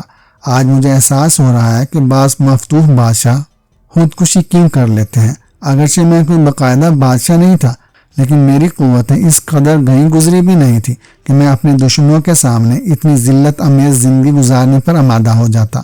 اب مجھے میرین کا بے چینی سے انتظار تھا۔ میری تمام تر جد و جہد کا آغاز اسی کے سہارے ممکن تھا، لیکن میں سوچ رہا تھا کہ اس سلسلے میں زیادہ وقت ضائع نہیں کروں گا۔ اگر میرین چند گھنٹوں تک نہ آ سکی، اسے مجھ سے دور رہنے پر مجبور کر دیا، تو میں تنہا اس قید خانے سے نکل جاؤں گا اور پھر جو کچھ بھی مجھ سے ممکن ہوا ضرور کروں گا۔ میں لیٹ گیا اور اس نئی افداد پر غور کرنے لگا۔ میرے کان دروازے کی سل ہٹنے سے پیدا ہونے والی گڑگڑاہٹ پر لگے ہوئے تھے۔ سیاہ فام کو ان لوگوں کے ساتھ دیکھ کر میں اتنا سمجھ گیا تھا کہ میرین اس وقت قید خانے سے زیادہ دور نہیں ہوگی۔ یہ بات میرے ذہن میں اچھی طرح بیٹھ گئی تھی کہ لندن سے اس جزیرے تک پھیلی ہوئی اس خطرناک تنظیم کی جڑیں ہند تک پھیلی ہوئی ہیں، اور در حقیقت ہندو پجاری ہی اپنی پرسرار قوتوں سے اس کی باغ دوڑ سنبھالے ہوئے تھے۔ لکشمن داس اور منوہر داس کے چہرے میری نگاہوں کے سامنے گم گئے۔ منوہر داس لکشمن کی عزت کرنے پر کیوں مجبور تھا؟ اس کا جواب اب مجھے کچھ اندازہ ہو گیا تھا۔ میں خود کو اس سارے چکر میں کسی ایک خانے میں فٹ کرنا چاہتا تھا، لیکن مجھے اس میں دشواری ہو رہی تھی۔ صرف ایک ہی بات عقل میں بیٹھتی تھی کہ میں در حقیقت رابرٹ کی بے چین روح کی وجہ سے یہاں تک پہنچا ہوں۔ اگر رابرٹ اس معاملے میں ملوث نہ ہوتا تو شاید میں اس تنظیم میں قدم بھی نہ رکھ سکتا۔ لکشمن اور ہوشی کے ساتھ جو تیسرا شخص تھا وہ خاص طور سے میرے لیے پریشانی کا باعث تھا۔ جہاں تک میں اس کے متعلق اندازہ لگانے میں کامیاب ہوا تھا تو وہ یہ تھا کہ اس شخص کو سائنسی میدان میں کافی دسترس حاصل ہے۔ ممکن ہے یہ پرسرار روشنی بھی اسی شخص کی ایجاد ہو۔ اس بات کے امکانات زیادہ تھے کہ وہ ایک سائنسدان ہو۔ اگر وہ بھی ہوشنگ کا ساتھی ہے تو پھر اسے جزیرے پر خاصی اہمیت حاصل تھی۔ قید خانے کی فضا دروازے کی سل ہٹنے سے کام گئی۔ میں نے آنکھیں کھول دی۔ دروازے کی چوک خالی تھی اور کوئی اندر نہیں آیا تھا۔ میں پلکیں جھپکا کر ادھر ادھر دیکھتا رہا۔ آہستہ آہستہ پرسرار روشنی دوبارہ پھیلنے لگی اور پھر دروازہ بند ہونے لگا۔ میں نے اپنے ذہن کو خالی کرنے کے لیے جدوجہد شروع کر دی۔ میں حیران تھا کہ دروازہ کھل کر یوں ہی کیوں بند ہو گیا ہے۔ کہیں ایسا تو نہیں کہ میرین یہاں آنا چاہتی ہو، لیکن پرسرار روشنی کو پھیلتے دیکھ کر واپس جانے پر مجبور ہو گئی ہو۔ نہیں، ایسا ممکن نہیں تھا۔ اگر یہ بات نہیں تو پھر کیا ہے؟ دفعتاً میرا جسم ٹھنڈے ٹھنڈے پسینے میں شرابور ہوتا چلا گیا۔ کوئی اندر ضرور آیا تھا، لیکن میری آنکھیں اسے نہیں دیکھ سکتی تھی۔ کوئی نادیدہ وجود میرے قریب ہی کہیں موجود تھا۔ میں چند لمحوں تک پلکیں جھپکاتا رہا، پھر میں نے دروازے کی طرف سے نگاہیں پھیر لی اور دوبارہ لیٹ کر آنکھیں بند کر لی۔ ذہن کو خیالات سے مسلسل خالی رکھنے کی وجہ سے ایک عجیب سا سکون حاصل ہوتا ہے۔ اس کا اندازہ مجھے انہی دنوں میں ہوا تھا۔ یوں محسوس ہوتا تھا جیسے جسم سے تکان کی ایک ایک لہر خود بہت زائل ہو جاتی ہو۔ اس کے علاوہ دلی خوف کی حالت سے محفوظ رہتا تھا اور بے چینی کا احساس بالکل نہیں ہوتا تھا۔ کوئی چیز مجھے اپنی ٹانگ میں رینگتی ہوئی محسوس ہوئی۔ حالی اس ذہن ہونے کی وجہ سے مجھے اس کا احساس کافی دیر بعد ہوا تھا۔ روشنی کی وجہ سے میں یہ تو سمجھ ہی گیا تھا کہ ایک بار پھر میرے خیالات کو جاننے کا مرحلہ شروع ہو چکا ہے۔ میں نے آنکھیں کھول دی، ٹانگ کی طرف دیکھا۔ ایک بچھو آہستہ آہستہ میری برہنہ ٹانگ پر حرکت کر رہا تھا۔ لاشعوری طور پر میرے جسم کے عضلات نے مزاحمت کے لیے حرکت ضرور کی، لیکن میں نے بچھو کی شبیہ اپنے ذہن میں ہرگز نہ پیدا ہونے دی۔ اگر میں کسی بچھو کو شناخت کر سکتا تھا تو لکشمن داس اور ہوشنگ کو شناخت نہ کرنے کی کیا وجہ ہے؟ بچھو حرکت کرتا رہا، میرا جسم پسینے سے بھیگتا رہا۔ غالباً اسی بچھو کو دروازے سے اندر بھیجا گیا تھا۔ لکشمن اپنی پرسرار قوتوں سے بچھو بن سکتا ہے یا نہیں، اس کے متعلق میں نے غور کرنا مناسب نہیں سمجھا۔ ویسے یہ کسی ساحر کے لیے کوئی بڑی بات نہیں تھی۔ بچھو ٹانگ سے اب میرے پیٹ پر پہنچ گیا تھا۔ میرے پیٹ کے عضلات سخت ہو گئے۔ بظاہر یہ ایک خوفناک بچھو معلوم ہوتا تھا۔ ذرا سی حرکت پر اسے چاہیے تھا کہ مجھے کاٹ لیتا، لیکن ایسا نہیں ہوا تھا۔ اس کا صرف ایک ہی مطلب ہو سکتا تھا کہ کوئی میرے تاثرات ہی جاننا چاہتا تھا، اور وہ مجھے کوئی نقصان ہرگز نہیں پہنچانا چاہتا۔ پیٹ سے بچھو کی پیش قدمی میرے سینے کی طرف جاری تھی۔ جب وہ میرے سینے پر پہنچا تو مجھے اپنا دم گھٹتا ہوا محسوس ہونے لگا۔ میں نے سانس روک لی۔ بچھو سینے پر آ کر رک گیا۔ یہ ایک غیر معمولی بڑا بچھو تھا۔ اس کی سیاہ آنکھیں بڑی خوفناک دکھائی دے رہی تھی۔ اس کے کانٹے دار پاؤں جیسے میرے سینے کے گوشت میں پیوست ہو گئے تھے۔ اس کا ڈھنگ خوفناک انداز میں اٹھا ہوا تھا۔ مجھے سینے میں اپنا دم کسی ٹھوس چیز کی مانند پھنسا ہوا محسوس ہونے لگا۔ ایک لمحے کے لیے میرے ذہن کا روشن حصہ دھندلا سا گیا۔ اگر میں نے فوراً ہی خود پر قابو نہ پا لیا ہوتا تو سینے پر موجود بچھو کی شبیہ میرے ذہن میں اجاگر ہو جاتی۔ میں نے آنکھیں بند کر لی۔ میرا جسم ٹھنڈے ٹھنڈے پسینے سے بھیگ رہا تھا۔ بے بسی کے اس عالم نے مجھے جتنی اذیت میں مبتلا کر دیا تھا اس کا اندازہ انہی لوگوں کو ہو سکتا ہے جو ان حالات کا شکار ہو چکے ہوں۔ بچھو کا وزن تو کچھ زیادہ نہیں تھا، لیکن وہ مجھے اپنے سینے پر کسی چٹان کی طرح وزنی محسوس ہو رہا تھا۔ ایک ایسی چٹان جو اپنے بوجھ سے میرے جسم کو پیس ڈالنا چاہتی تھی۔ سانس کی آمد و رفت چند منٹ بعد خود بہت بحال ہو گئی۔ میں بدستور آنکھیں بند کی پڑا رہا۔ جب میں نے آنکھیں کھولی تو سب سے پہلے مجھے اپنے سینے کے بوجھ سے نجات حاصل ہونے کا احساس ہوا۔ بچھو کا اب کہیں نام و نشان تک نہ تھا۔ قید خانے میں روشنی بھی مدھم ہو چکی تھی۔ میں اچھل کر کھڑا ہو گیا۔ میں نے اس قید خانے کا کونا کونا چھان مارا، لیکن بچھو کا وہاں نام و نشان تک نہیں تھا۔ میں نے ایک طویل سانس لی اور گہری نگاہ سے قید خانے کی دیواروں اور پھر دروازے کا جائزہ لینے لگا۔ دیواریں ٹھوس تھی اور بند دروازے کی سیل بھی اس وقت دیوار ہی کا ایک حصہ معلوم ہو رہی تھی۔ میں نے دونوں ہاتھ دروازے پر جمائے اور اسے اس طرف سرکانے کی کوشش کرنے لگا جدھر میں اس سیل کو پھیلتے ہوئے کئی بار دیکھ چکا تھا۔ دروازے کی یہ وزنی سیل ٹس سے مس نہ ہوئی۔ ابھی میں دروازے سے زور آزمائی کر کے ہامتا ہوا الگ ہوا ہی تھا کہ سیل خود بخود کھسکنے لگی۔ اس کا میکانزم یقیناً باہر ہی تھا۔ اندر سے اسے بالکل کھولا یا بند نہیں کیا جا سکتا تھا۔ اس بار قید خانے میں آنے والا وہی سیاہ فام تھا جو کچھ دیر قبل ہی ہوشنگ اور لچمن کے ساتھ آ چکا تھا۔ اس نے غیر معمولی طویل بازو بڑھائے اور میرے کندھے کو تھام لیا۔ اس کا بیلچے جیسا ہاتھ خاصا وزنی تھا۔ میں یہ غور کیے بغیر نہ رہ سکا کہ آخر یہ غیر معمولی لمبے ہاتھ کسی سائنسی کرشمے کا نتیجہ ہے یا لچمن داس نے اپنے جادو کے زور سے انہیں غیر معمولی بنایا ہے۔ میں نے فوراً ہی اس خیال کو ذہن سے جھٹک دیا۔ اس جزیرے کی ہر بات اور ہر چیز میرے لیے ناقابل فہم تھی۔ ایسے میں ان بازوؤں کے بارے میں تشویش میں مبتلا ہونا حماقت ہی تھی۔ اس نے مجھے دروازے کی طرف گھسیٹ لیا۔ دروازے سے باہر آ کر اس نے میکانزم کو حرکت دے کر دروازہ بند کر دیا۔ پھر وہ ایک طرف چلنے لگا۔ میں بھی اس کے پیچھے پیچھے خاموشی سے چلنے لگا۔ یہ ایک زمین دوز قید خانہ تھا۔ کسی جگہ بلب نظر نہیں آ رہا تھا، البتہ مدھم سی روشنی ان زمین دوز راستوں میں بھی پھیلی ہوئی تھی۔ کہیں سے کوئی آواز نہیں آ رہی تھی، جیسے اذیت بہنے والے آب کراہنے کی مزید تامنا رکھتے ہوئے بے ہوش ہو گئے ہوں۔ صرف ہم دونوں کے قدموں کی چاپ گونج رہی تھی۔ میں حیران تھا کہ وہ مجھے کہاں لے جا رہا ہے۔ تیز روشنی کے ختم ہوتے ہی وہ مجھے لینے آ پہنچا تھا۔ اس کا مطلب یہی سمجھ میں آتا تھا کہ وہ ہوشنگ اور لچمن داس کی بے خبری میں مجھے کہیں لے جا رہا ہے۔ میرین میرے قید خانے میں آئی تھی تو فوراً ہی تیز روشنی ہو گئی تھی، جس کی وجہ سے اسے گھبرا کر لوٹ جانا پڑا تھا۔ میں سمجھ گیا کہ غیر معمولی طویل بازوؤں والا شخص مجھے اسی کے پاس لے جا رہا ہے۔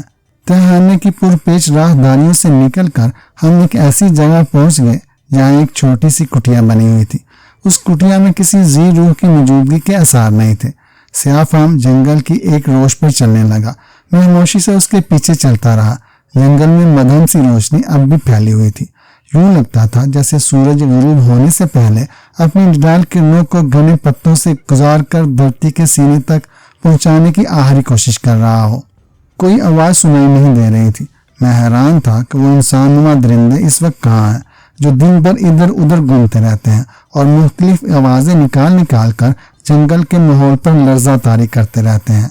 میرا جی چاہا کہ اس سیاہ فام سے ان کے بارے میں پوچھوں، لیکن پھر سوچ کر رہ گیا۔ اس کی رفتار سے عجلت ظاہر ہو رہی تھی، اس لیے میں اسے روک کر بے آواز سوالات کے ذریعے وقت ضائع نہیں کرنا چاہتا تھا۔ جنگل میں ہمارا یہ پیدل سفر 20 منٹ تک جاری رہا، پھر وہ ایک جگہ رک گیا۔ اس نے محتاط نظروں سے ادھر ادھر دیکھا اور ایک درخت کے تنے پر جھک گیا۔ میں نے غور سے دیکھا، یہ ایک بڑا سا برگد تھا، ایک ایسا برگد جس کے پتوں اور شاخوں سے چھتری سی بن گئی تھی۔ وہ جھک کر اس درخت کے تنے پر ہاتھ پھیر رہا تھا، پھر شاید اس کا ہاتھ کسی خاص میکانزم سے ٹکرا گیا تھا۔ برگد کا تنا درمیان سے یوں کھل گیا جیسے کسی اوزار کی مدد سے اسے کاٹا گیا تھا۔ سیاہ فام نے مجھے اشارہ کیا۔ میں اس کے پیچھے ہی لپکا۔ اس عجیب و غریب دروازے میں داخل ہونے کے بعد جب میں نے پلٹ کر دیکھا تو وہ بند ہو چکا تھا۔ یوں لگا جیسے اس برگد نے ہم دونوں کو نگل لیا ہو۔ میرے ذہن میں میرین کا ہیولا گھومنے لگا۔ میں بے چینی محسوس کر رہا تھا۔ اس لڑکی سے ادھوری ملاقات کے بعد میری اس بے چینی میں بے پناہ اضافہ ہو گیا تھا، کیونکہ ایک وہی ایسی لڑکی تھی جس سے میں جزیرے کے راز حاصل کر سکتا تھا۔ برگد میں گھس کر ہم تاریکی میں ملفوف ہو گئے تھے۔ اچانک ایک ہاتھ نے میرا ہاتھ تھام لیا۔ سیاہ فام اس اندھیرے میں ایک طرف چلنے لگا۔ میں نے محسوس کیا کہ ہم کسی ڈریوان پر چل رہے ہیں۔ کئی بار میرا پاؤں پھسل گیا، لیکن سیاہ فام کا ہاتھ مجھے سنبھالے رہا۔ اس طریق راستے پر چلتے چلتے ہم یکا یک ایک پختہ جگہ پہنچ گئے۔ اب مجھے ایک روشنی کی کرن دکھائی دے رہی تھی۔ ہمارا رخ اسی روشنی کی طرف تھا۔ جب ہم قریب پہنچے تو میں نے دیکھا کہ وہ کسی روشن کمرے کا دروازہ ہے، اور روشنی کی جو کرن مجھے نظر آئی تھی وہ اس دروازے کی ایک جوری سے چھن چھن کر باہر آ رہی تھی۔ سیاہ فام نے اس دروازے پر دستک دی۔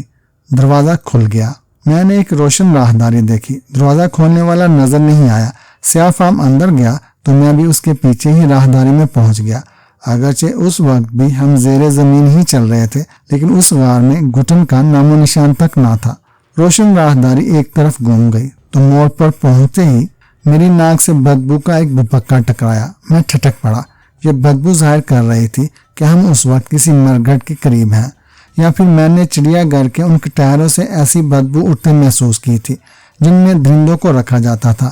سیاہ فام مسلسل آگے بڑھ رہا تھا۔ راہداری کے اختتام پر ایک دائرے کی شکل میں کشادہ کمرے جتنی جگہ نظر آئی۔ اس کے درمیان میں ایک پرانی میز رکھی ہوئی تھی جس پر شراب کی ایک خالی بوتل گری ہوئی نظر آئی۔ فرش پر ایک گلاس کے ٹکڑے بکھرے ہوئے تھے۔ اگر کرسی پر مجھے میرین نظر آئی، اس کے قریب ہی بدی شکل کا ایک شخص نشے میں دودھ کرسی پر یوں بیٹھا ہوا تھا جیسے کسی نے اپنا اوور کوٹ اتار کر لاپرواہی سے اس کرسی پر ڈال دیا ہو۔ اس کا ایک ہاتھ جھولتا ہوا فرش تک پہنچ گیا تھا۔ میرین کی نگاہ جیسے ہی مجھ پر پڑی وہ بے چینی سے اٹھ کھڑی ہوئی۔ اس نے منہ پر انگلی رکھ کر مجھے خاموش رہنے کا اشارہ کیا۔ پھر وہ سیاہ فام کی طرف متوجہ ہوئی۔ وہ اس کی طرف دیکھ کر ہونٹ کو حرکت دینے لگی۔ آواز تو سنائی نہیں دے رہی تھی، لیکن سیاہ فام کی جھپکتی ہوئی پلکیں بتا رہی تھی کہ وہ میرین کا مطلب خوب اچھی طرح سمجھ رہا ہے۔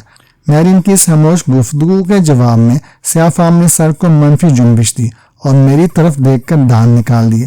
اس کے دانت بے حد خوفناک تھے۔ میں یقین سے نہیں کہہ سکتا کہ وہ میری طرف دیکھ کر ہی مسکرایا تھا۔ اس کے دانت درندوں جیسے تھے جن کا احساس مجھے پہلی بار ہوا تھا۔ نہ جاننے یہ حالات کی سنگینی کے تحت تھا یا پھر میرے اعصاب ہی کچھ کمزور ہو گئے تھے کہ میں سر سے پاؤں تک کام کر رہ گیا۔ میرین نے اطمینان کی گہری سانس لی۔ پھر اس نے نشے میں دوسرے شخص پر نگاہ ڈالی اور سیاہ فام کی طرف دیکھ کر خاموش گفتگو میں اسے چند اور ہدایات دی۔ سیاہ فام کی نگاہ اس شخص سے ہوتی ہوئی بوتل پر جا کر رک گئی۔ پھر اس نے اپنا لمبا بازو پھیلا کر بوتل اٹھائی، اسے سونگھا اور اس میں موجود 2 گھونٹ شراب اپنے حلق میں انڈیل لی۔ میرین نے میرا ہاتھ تھام لیا۔ سیاہ فام وہیں رکا رہا اور میرین مجھے لے کر گول کمرے کے ایک بند دروازے سے دوسری راہداری میں نکل آئی۔ ایک بار پھر ہمارا پرسرار سفر شروع ہو گیا۔ میں نے میرین سے مخاطب ہونے کی کوشش کی، لیکن اس نے میرا ہاتھ دبا کر خاموش رہنے کی تاکید کی۔ اس کی چال میں عجلت تھی جس سے اندازہ ہوتا تھا کہ وہ جلد از جلد کسی جگہ پہنچنا چاہتی ہو۔ میں بھی تیزی سے چلنے لگا۔ راہداری زیادہ طویل ثابت نہ ہوئی۔ اس راہداری میں داخل ہوتے ہی سڑے ہوئے گوشت کی بو سے میرا دماغ پھٹنے لگا تھا، لیکن میں یہ دیکھ کر حیران رہ گیا کہ میرین کے چہرے پر ناگواری کا ہلکا سا تاثر بھی نہیں تھا، گویا وہ اس بدبو کی عادی ہو چکی تھی۔ راہداری ختم ہوئی تو ایک آہنی دروازہ نظر آیا۔ میرین نے اس سلاخ دروازے کو کھولا تو ہم ایک ایسے کمرے میں داخل ہوئے جو پہلے زمین دوز کمرے کی طرح گول تھا، لیکن اس کی دیواروں کے ساتھ جنگلے لگے ہوئے تھے اور ان جنگلوں کے پیچھے مجھے ان گنت آدمی دکھائی دیے۔ ان آدمیوں کی حالت بے حد شکستہ تھی۔ ان کی آنکھوں سے دہشت جھانک رہی تھی، چہروں پر بے ترتیب داڑیاں تھیں اور جسم میل کچیل سے لتھڑے ہوئے تھے۔ ان کے پنجروں میں گوشت کے ٹکڑے پڑے ہوئے تھے۔ ایک دو کو تو میں نے وہ گوشت چباتے ہوئے بھی دیکھا۔ جیسے ہی ہم اندر پہنچے ان سب نے ہمیں گھورنا شروع کر دیا۔ ان میں سے کسی نے بولنے کی کوشش نہیں کی تھی۔ وہ چہروں اور جسم سے تو انسان لگتے تھے، لیکن ان کے چہروں پر وہ جذبات نہیں تھے جو انسانوں اور جانوروں میں امتیاز پیدا کرتے ہیں۔ یہ کون لوگ ہیں؟ میں نے بڑے کرب سے پوچھا۔ نئے شکار، حال ہی میں لائے گئے ہیں، غالباً یہ کھیپ 2 ماہ پہلے یہاں پہنچی تھی، میرین نے جواب دیا۔ جہاز سے اتارنے کے بعد عام آدمیوں کو یہاں رکھا جاتا ہے، اور یہاں ایک عرصے تک رہنے کے بعد جب ان کے ذہن سے مہذب دنیا کا ہر خواب و خیال محو ہو جاتا ہے تو انہیں مختلف جانوروں کی ذہنیت دینے کا عمل شروع ہوتا ہے۔ اوہ کتنا انسانیت سوز! چھوڑو ان باتوں کا وقت نہیں، پھر تم مجھے یہاں کیوں لائی ہو؟ کیا ان میں سے کسی شخص کو تم اپنے کام کے لیے استعمال نہیں کر سکتے؟ کیا مطلب؟ دراصل میں یہ سوچ کر تمہیں یہاں لائی ہوں کہ یہ لوگ بالکل حالی ذہن ہیں، اس لیے تم ان کو جو کچھ بھی کہو گے یہ کر گزریں گے۔ جن کو باقاعدہ جانور بنا دیا گیا ہے ان کے ذہن پر اثر انداز ہونا نسبتاً مشکل ہوگا۔ میں ان سب کو اپنے اشاروں پر ناچنے پر مجبور کر سکتا ہوں، میں نے محتاط انداز میں کہا، لیکن تم فی الحال کیا چاہتی ہو؟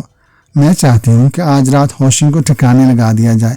میں درندگی کے اس جنگل میں اب زیادہ وقت تک اپنا ذہنی توازن برقرار نہیں رکھ سکتی، میں پاگل ہو جاؤں گی۔ یہ کہہ کر وہ سسک پڑی۔ احمق، میں نے اس کے کندھے پر ہاتھ رکھتے ہوئے کہا، ہوشنگ کو ٹھکانے لگانے کے لیے ہمیں ان درندوں کو استعمال کرنا چاہیے جو جنگل میں گھومتے رہتے ہیں۔ اچانک پنجروں میں ہلچل سی پیدا ہوئی۔ میں نے پہلی بار محسوس کیا کہ وہ سب کے سب برہنہ ہے۔ دراصل ایک عرصے تک ایسی زندگی بسر کرتے کرتے ان کے جسم میل کچیل سے یوں ڈھک گئے تھے جیسے انہوں نے میل کچیل کا اپنے جسم سے چمٹا ہوا تنگ لباس پہن رکھا ہو۔ میرین آنکھوں پر ہاتھ رکھ کے اس وقت ایک پنجرے کے بالکل قریب کھڑی تھی۔ ایک جسیم وحشی شخص دونوں ہاتھ پنجرے کی سلاؤں سے نکالے اسے پکڑنے کی کوشش کر رہا تھا، اور اس کی آنکھیں کسی اندرونی حائز سے روشن چراغوں کی طرح جلتی ہوئی دکھائی دے رہی تھی۔ میں نے میرین کو جلدی سے اپنی طرف گھسیٹ لیا۔ سنو، میں نے نرمی سے اسے سمجھایا، تم اس وقت جذباتی ہو رہی ہو، جبکہ وقت ٹھنڈے دل و دماغ سے کام کرنے کا ہے۔ جذباتی پر نقصان دہ ثابت ہوگا۔ میں آج رات ہر حال میں ہوشنگ کا خاتمہ چاہتی ہوں، میرین نے فیصلہ کن انداز میں کہا۔ کیا میں اسے جا کر قتل کر دوں؟ نہیں، وہ بددستور تیز لہجے میں بولتی رہی۔ اگر تم نے ایسا کیا تو اس بات کا فوراً پتہ چل جائے گا۔ وہ کیسے؟ اس کی رہائش گاہ جس مکان میں ہے اس میں فوٹوگرافک ریزز ہر وقت موجود رہتی ہیں۔ Photographic raise? میں نے حیرت سے دہرایا۔ ہاں، وہاں جو کچھ بھی ہوگا وہ دوسروں سے چھپا نہیں رہے گا، اس لیے میں چاہتی تھی کہ تم ان خالی ذہن آدمیوں میں سے کسی ایک کا انتخاب کر کے اس سے یہ کام کروا ڈالو۔ میں نے سوچتے ہوئے کہا، ہمارے پاس اس کام کے لیے کتنا وقت ہے؟ میرا خیال ہے کہ صبح، اس نے کہا، پھر جلدی سے خود ہی وضاحت کر دی، 6 گھنٹے تو یقیناً مل جائیں گے، اور اگر اس دوران میں میرے قید خانے میں وہ پرسرار روشنی پھیل گئی تو کیا ہوگا؟ کچھ بھی نہیں، وہ مسکرا کر کہنے لگی، میں تمہارا مطلب نہیں سمجھا۔ تم وہاں موجود نہیں ہوگے تو روشنی کے ذریعے یہی پتہ چلے گا کہ تمہارا ذہن خیالات سے بالکل خالی ہے اور تم اس وقت کچھ بھی سوچ نہیں رہے۔ اس روشنی اور فوٹوگرافک ریز میں بہت فرق ہے، انہیں پتہ بھی نہیں چلے گا کہ تم وہاں موجود ہو یا نہیں، اور اگر ہوشنگ یا لکشمن داس خود وہاں پہنچ گئے تو تب البتہ دشواریاں پیدا ہو جائیں گی، میرین نے تشویش سے کہا۔ لیکن اس بات کا امکان ذرا کم ہے، کیونکہ اس وقت وہ دونوں ہی نئی آنے والی لڑکیوں کی کھیپ سے اپنے لیے 2 لڑکیاں چن کر بستر نشاط پر سلوٹیں بکھیر رہے ہوں گے۔ نئی لڑکیوں کی کھیپ؟ ہاں، آج ہی ایک جہاز سے چند لڑکیاں یہاں لائی گئی ہیں، میرین نے تلخی سے کہا۔ میں نے اس بات میں سر ہلا دیا۔ اس کا مطلب تھا کہ آج وہ ہوشنگ کے سلسلے میں انتہا پسندی کے مظاہرے پر اتری ہوئی ہے۔ میں نے اسے اس کمرے کے دروازے کی طرف دھکیلتے ہوئے کہا، بہتر ہوگا کہ ہم کچھ دیر معلوماتی باتوں میں صرف کر لیں۔ وہ سوالیہ نگاہوں سے میری طرف دیکھنے لگی۔ میرا مطلب ہے کہ سب سے پہلے تم مجھے اس جزیرے کے بارے میں تفصیل سے بتا دو، اس کے بعد میں ہوشنگ سے نمٹ لوں گا، اور پھر اطمینان سے آئندہ کے لیے لاہمہ عمل بھی تیار کر لیں گے، ٹھیک ہے نا؟ اس نے اس بات میں سر ہلا دیا۔ کچھ دیر وہ سوچ کر گہرائی میں ڈوبی رہی، پھر اس نے نگاہ اٹھا کر میری آنکھوں میں دیکھتے ہوئے کہا، اجیت، یہ ایک طویل کہانی ہے، میں حیران ہوں کہ اس کا آغاز کہاں سے کروں۔ تم صرف اس جزیرے کے بارے میں بتاؤ، میں نے کہا، اور تم اس کہانی کو وہیں سے شروع کر سکتی ہو جہاں تم نے میرے قید خانے میں ادھوری چھوڑی سی۔ ہاں، غالباً میں نے تمہیں ہوشنگ کے بارے میں بتایا تھا، اس نے ذہن پر زور دیتے ہوئے کہا۔ وہ تنظیم کے کسی کام سے ہل گیا تھا۔ اس کے سفر کے بارے میں صرف مجھے ہی معلوم ہے، کیونکہ ہوشنگ نے میرے علاوہ ہر کسی کو اندھیرے میں رکھا تھا۔ ہند میں اسے کیا کام تھا اور وہ وہاں کیا کرتا، اس کے بارے میں یقین سے کچھ نہیں کہہ سکتی، لیکن بعد کے حالات سے جو کچھ سامنے آیا اس کی روشنی میں اندازہ ضرور لگا سکتی ہوں۔ وہ وہاں سے کوئی خاص طاقت حاصل کر کے آیا تھا۔ لکشمن داس کی پشت پناہی؟ ہاں، ماسٹر ہینری کی وجہ سے اسے تنظیم میں پھوٹ ڈالنے اور اپنا الگ سے طاقتور گروہ بنانے میں کامیابی نہیں ہو رہی تھی، اس لیے وہ خفیہ طور پر ہندو پجاریوں سے جا ملا، لکشمن داس کے ساتھ مل کر اس نے ماسٹر ہینری کی قوتوں کو کم کرنا شروع کر دیا۔ یہ جزیرہ ماسٹر ہینری نے بنوایا تھا۔ در حقیقت اس جزیرے کو تم ماسٹر ہینری کی درندگی آمیز قوت کا نام دے سکتے ہو۔ وہ تنظیم کے غداروں کو سزا دینے کے ساتھ ساتھ اپنے لیے کارآمد بھی بنانا چاہتا تھا، اس لیے یہ جزیرہ خاص طور سے تیار کیا گیا۔ جزیرہ تیار کرنے سے تمہاری کیا مراد ہے؟ میرا مطلب ہے کہ اس جزیرے پر کسی نامعلوم وجہ کے تحت ہر وقت تاریکی رہتی تھی۔ اس کے علاوہ جزیرہ دھند کی لپیٹ میں رہتا تھا۔ اس میں تنظیم کے سائنسدانوں نے بہت کام کیا۔ ایک محسوس روشنی پیدا کی گئی، اس میں خیالات سفر کرتے ہیں، انہیں ٹیلی پیتھک ریز کہا جاتا ہے۔ یہ شعاعیں خیالات کے سفر کے علاوہ روشنی بھی پیدا کرتی ہیں۔ مدھم روشنی میں ٹیلی پیتھک ریز کی شدت نہیں ہوتی اور خیالات کا سفر رک جاتا ہے۔ بہرحال اس ویران جزیرے کو کارآمد بنایا گیا، لیکن جزیرے کی حفاظت اور بعض مقاصد کے پیش نظر اس کا صرف نصف حصہ ہی استعمال کیا جاتا ہے۔ اور وہ تاریک حصہ؟ میں نے دل کی شدید دھڑکنوں پر قابو رکھتے ہوئے سوال کیا۔ وہ اس جزیرے کا سب سے خوفناک حصہ ہے، میرین نے کام کر کہا۔ اس کی آنکھوں میں دہشت اتر آئی۔ اس حصے میں آدم خور بستے ہیں۔ آدم خور؟ میں نے چونک کر کہا۔ اگر روشن حصے کا کوئی جاندار اس حصے میں چلا جائے تو وہ آدم خور اسے پکڑ لیتے ہیں اور پھر کسی طرح بھی اس جاندار کی واپسی عمل میں نہیں آتی۔ لیکن میں تو وہاں جا کر واپس آ چکا ہوں۔ میں جانتی ہوں تم اس معاملے میں خوش قسمت ہو۔ آدم خوروں سے چوک ہو گئی ہوگی، پھر روشن حصے کے لوگوں نے غیر معمولی پھرتن کا مظاہرہ کیا ہوگا۔ بہرحال معلوم ہوتا ہے کہ جزیرے کی انتظامیہ نے یہ حد بندی محض جزیرے کی حفاظت کے خیال سے کر رکھی ہے۔ فی الحال تم یہی سمجھ سکتے ہو، میرین نے کہا۔ کیا اس تاریک حصے کے باسیوں نے کبھی بغاوت نہیں کی؟ نہیں، وہ کبھی روشن حصے میں نہیں آتے۔ میرا خیال ہے کہ وہ روشنی میں قوت بصارت سے محروم ہو جاتے ہیں۔ غالباً اسی لیے جزیرے کے اس حصے میں ہمیشہ روشنی رہتی ہے۔ وہ لوگ اندھیرے کے عادی ہیں، روشنی میں آ کر ناکارہ ہو جاتے ہیں۔ ان باتوں سے تو یہی ظاہر ہوتا ہے کہ ماسٹر ہینری نے درپردہ اپنی طاقت بڑھانے کے لیے جو جزیرہ بنایا تھا، وہ جزیرہ اب اس کی دسترس سے دور ہو گیا ہے۔ ہاں، ہوشی یہی چاہتا تھا۔ بالآخر وہ اپنے مقصد میں کامیاب بھی رہا، میرین نے جواب دیا۔ گو ہوشی نے یہ جزیرہ اسے چھین لیا ہے، میں نے زیر لب کہا۔ ماسٹر ہینری بیک وقت کئی طرفہ حملوں کا شکار ہو کر بے بس ہو گیا، تو ان لوگوں کو بھی موقع مل گیا۔ کیا تم اس جزیرے کے نقشے کے بارے میں کچھ بتا سکتی ہو؟ دفعتاً میرین کے حلق سے ایک گٹی گٹی سی چیخ نکل گئی۔ میں نے چونک کر نگاہ اٹھائی، میرے سامنے برقی رو سے دوڑ گئی۔ وہی جسیم وحشی جو سلاحوں کے پیچھے کھڑا میرین کو پکڑنے کی کوشش کر رہا تھا، جانے وہ کس طرح پنجرے سے نکل آیا تھا۔ اس نے دونوں ہاتھوں سے میرین کو دبوچ رکھا تھا اور اسے بری طرح نوچ کھسوٹ کر رہا تھا۔ پنجروں میں بند باقی قیدیوں میں زبردست ہیجان پھیل گیا تھا۔ میں تیزی سے آگے بڑھا۔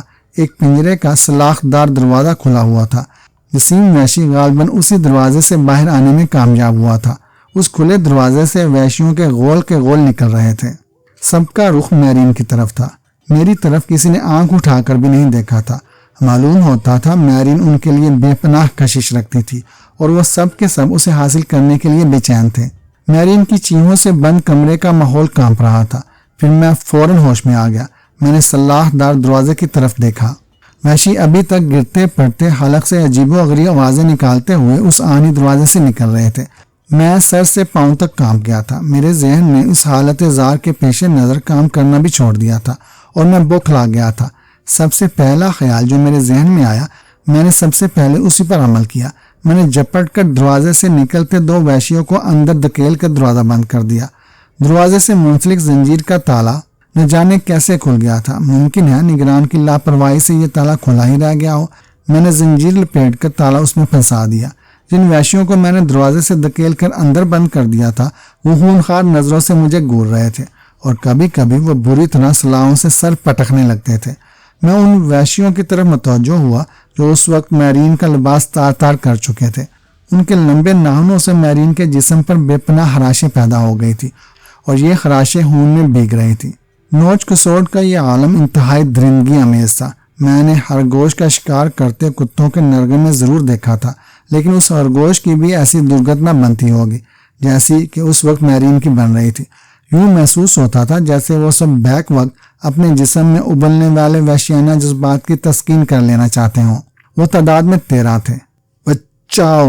میرین کی اس چیخ نے میری روح تک کو جھنجھلا کر رکھ دیا تھا۔ رک جاؤ! میں نے گرج کر کہا۔ کسی نے میری طرف توجہ نہیں دی۔ میں نے لپک کر قریبی وحشی کی کمر پر لات رسید کی اور دوسرے کی گردن میں ہاتھ ڈال دیا۔ وہ میرے سر کے اوپر سے ہوتا ہوا عقب میں جا گرا۔ غالباً وہ جنگلے سے ٹکرا کر گر گیا تھا اور اسے خاصی چوٹ لگی تھی۔ دھماکے اور چیز سے معلوم ہوتا تھا کہ اس کی کھوپڑی چٹک گئی ہے۔ اچانک 3 وحشی مجھ پر ٹوٹ پڑے۔ دونوں گوسے ہوا میں لہرا کر میں نے ان میں سے 2 کے جبڑوں کو نشانہ بنایا۔ میرے سامنے پیٹ تھامے تعظیم کی حالت اختیار کر گیا تھا۔ میرین فرش پر گری بری طرح ہاتھ پاؤں مار رہی تھی اور گرانڈیل وحشی اس پر چھایا ہوا تھا۔ اس وقت وہ دونوں چکی کے 2 پارٹوں کی طرح پس رہے تھے۔ گرانڈیل وحشی اپنی چٹانی جسم سے میرین کے نرم و نازک جسم کو پیس رہا تھا۔ میں نے پوری قوت سے ایک ٹھوکر اس کی کمر پر رسید کی۔ وہ بلک پڑا۔ اسی لمحے میرین نے حاضر دماغی سے کام لیا۔ اس نے پوری قوت سے اپنا سر اچالا۔ اس کی پیشانی کا بلائی حصہ گرانڈیل وحشی کی ناک پر پڑا۔ وہ بلبلا اٹھا۔ ابھی وہ دونوں ہاتھوں کو فرش پر ٹھکانے میں کامیاب نہیں ہوا تھا کہ میری دوسری ٹھوکر اس کی کھوپڑی کے عقبی حصے پر پڑی۔ اپنے چند ساتھیوں کے چہروں کو خون آور دیکھ کر باقی وحشیوں کے حوصلے پست ہو گئے۔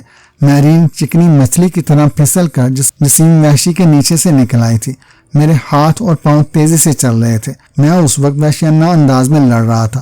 اب تک 4 وحشی تو بالکل ناکارہ ہو کر زمین بوس ہو چکے تھے، 3 جھول رہے تھے اور 5 دہشت زدہ ہو کر ادھر ادھر دبک گئے تھے۔ گرانڈیل وحشی زمین پر چت لیٹا سر کو بری طرح پٹک رہا تھا۔ کمرے میں سناٹا طاری ہو گیا۔ غالباً میرین کی چیخیں اس کمرے تک بھی نہیں پہنچ گئی تھی جہاں وہ لمبے ہاتھوں والا سیاہ فام نشے میں دھت محافظ کی نگران کے لیے چھوڑ گیا ہوا تھا۔ یہ کہانی ابھی جاری ہے۔